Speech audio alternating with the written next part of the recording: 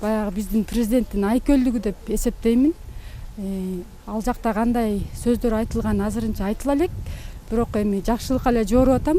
Баягы элди ынтымакка чакырып, жакшы сөздөр болсо керек. Көп жылдар өттү, көп нерселер өттү. Баягы президенттерди баягы кечирип, баягы жакшылыкка үндөп, келечекте бир жакшы иштерди алып баралы деген ойдо эле жолугушса керек деп ойлойм да. Ал президенттер менен жолугуп, баягы Кыргызстандын азыркы президентибиз баягы ынтымагын, биримдигин каалап атат да. Анан бул боюнча эми кыргыз эли бүт эле колдоп атат. Колдойбуз.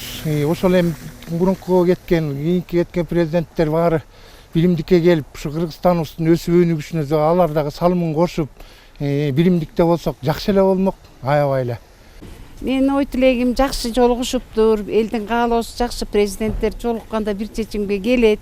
Жакшы болуптур. Менин каалоом ошол, тынчтык, жакшылыктар көп болсун элге.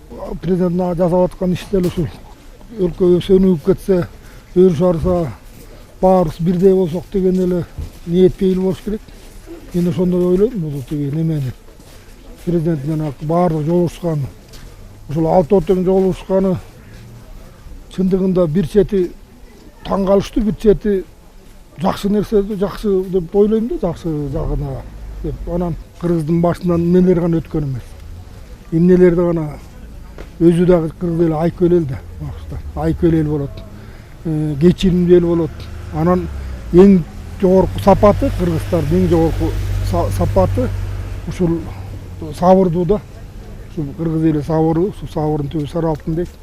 Сабырдуу, анан меймандос, эң жогоркусу точкасы меймандос.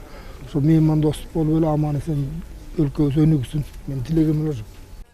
Эми президенттер болсо жолугуптур, ынтымак жол менен баарысы ынтымакташып алып, элге журттун өсүшүн, өнүгүшүн каалай элем. Баарысына тилеген тилектерим ушул ынтымакты гана чакырам.